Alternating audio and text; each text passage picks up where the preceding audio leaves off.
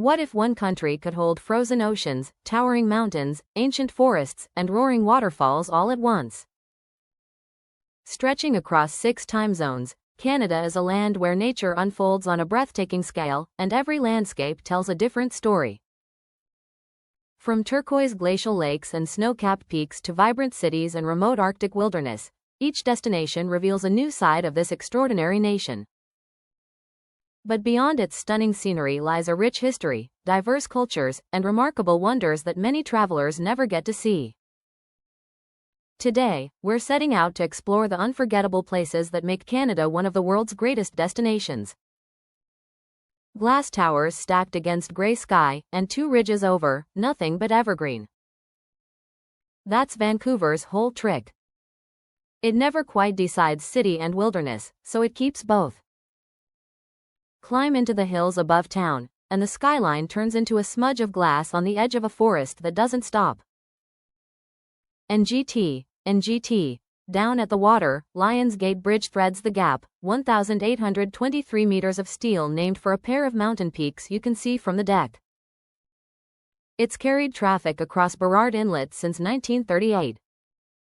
False Creek fills in below it, a working marina now, sailboats and yachts tucked against a shoreline of condos. Rivers here don't calm down easily, either. The Capilano churns white through solid rock like it's still cutting the canyon.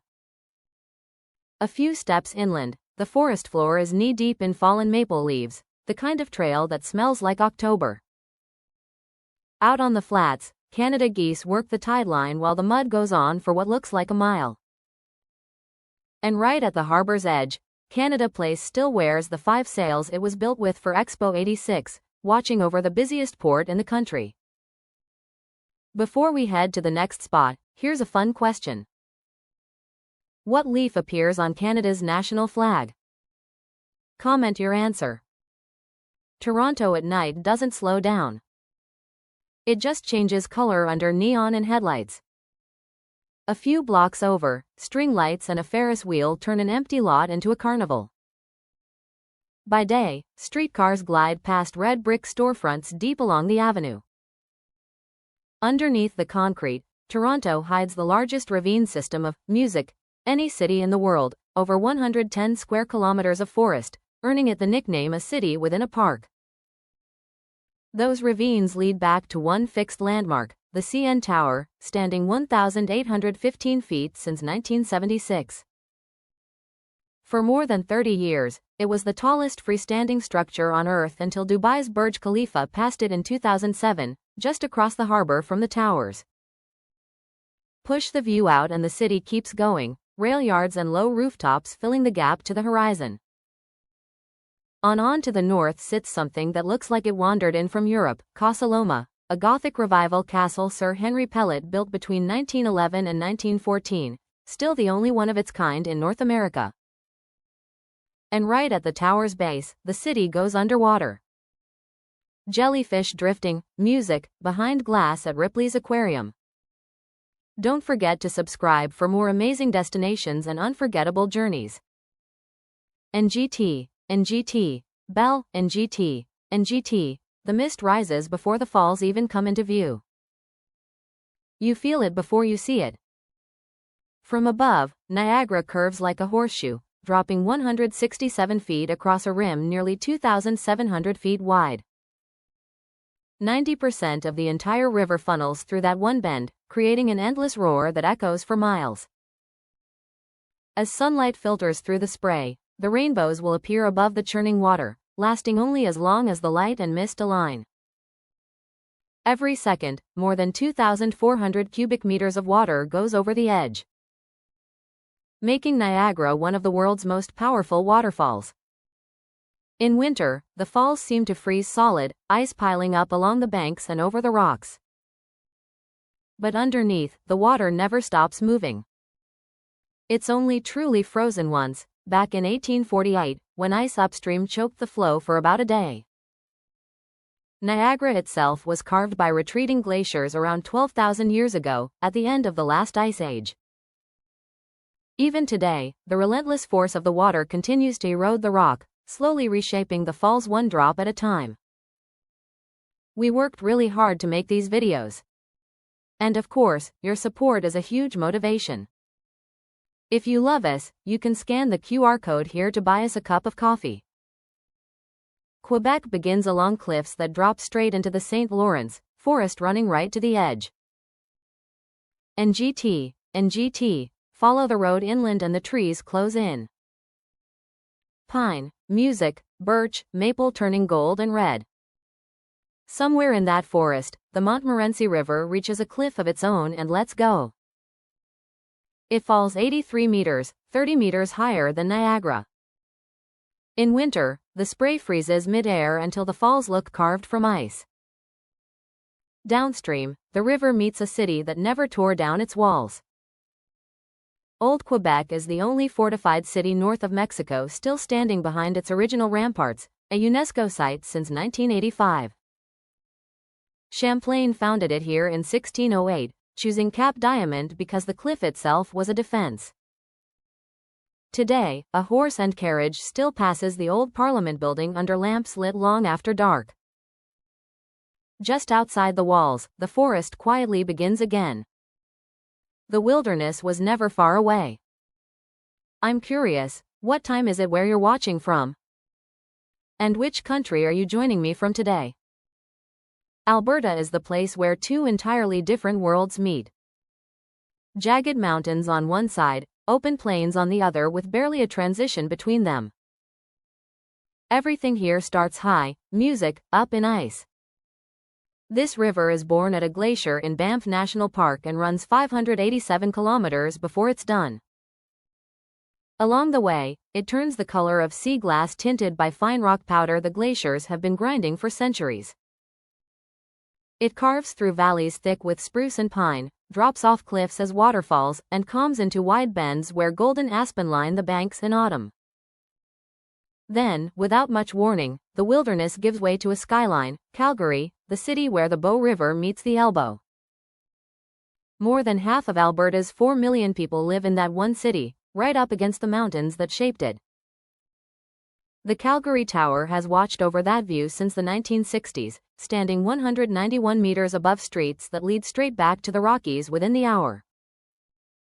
Head the other direction and the road disappears into peaks still buried in last winter's snow, even in the middle of summer. Along the shorelines, storms and spring melt leave whole trees stripped bare and piled like driftwood. Banff started all of this in 1885 as Canada's very first national park, proof that some places get protected simply because people can't stand the idea of losing them. Ottawa doesn't look like a capital from up here. It looks like a college town that happens to run a country.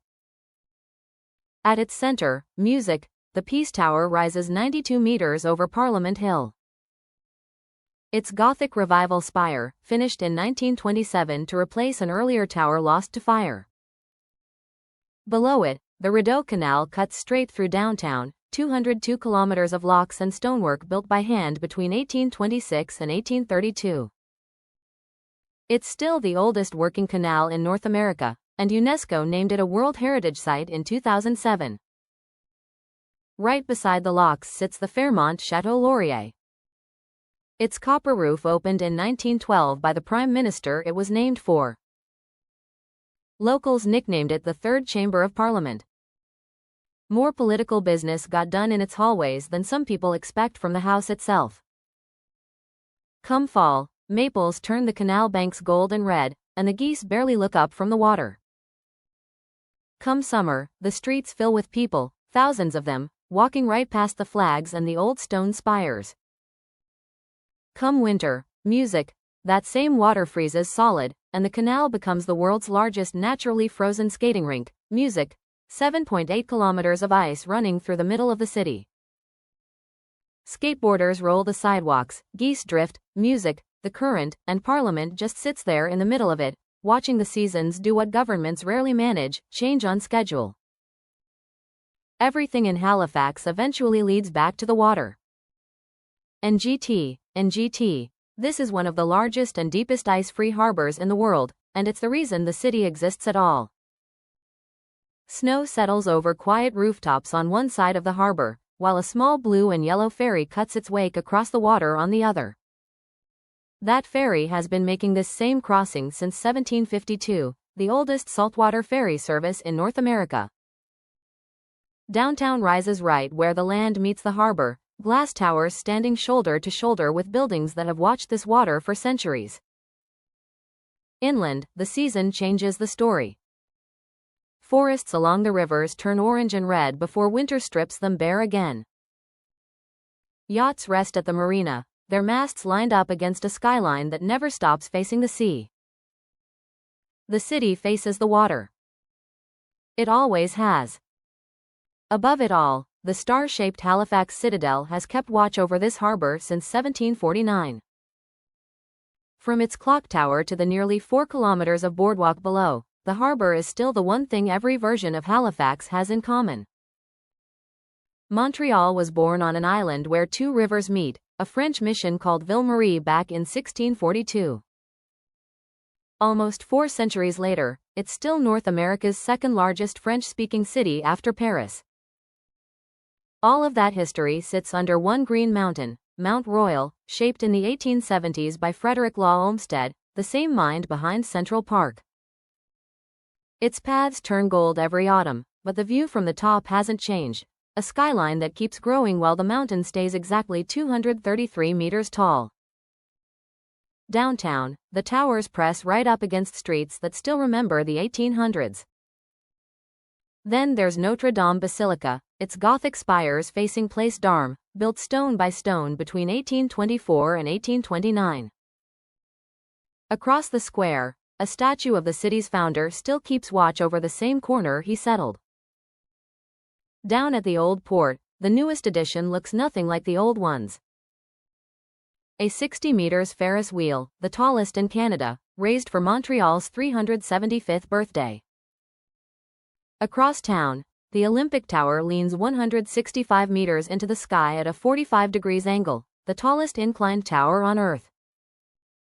Old cobblestones, a mountain, a leaning tower, 3 different centuries, one skyline. Montreal doesn't choose between its past and its present. It just keeps building on top of both.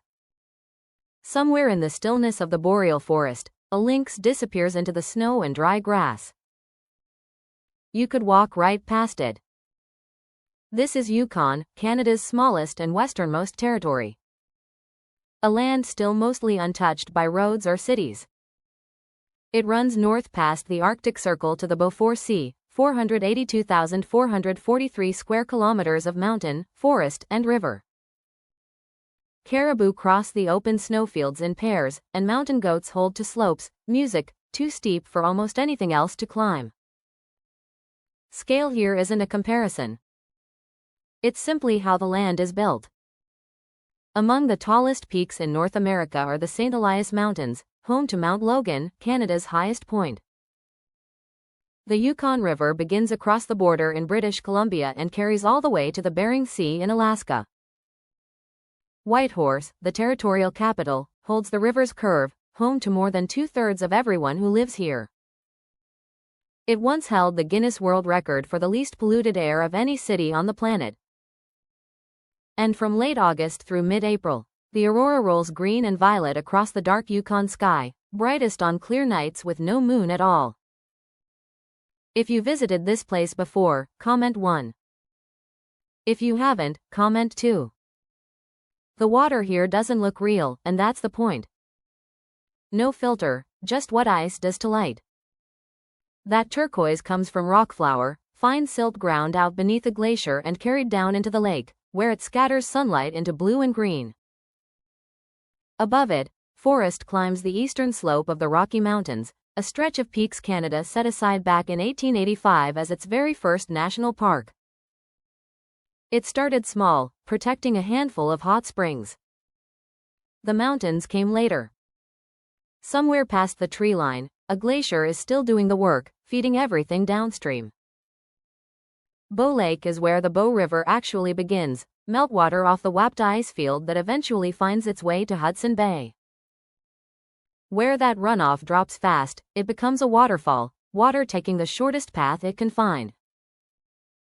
Further along, 10 peaks close in around Moraine Lake, a ridge that runs for miles above the water without a break. Even in the shots dusted with snow,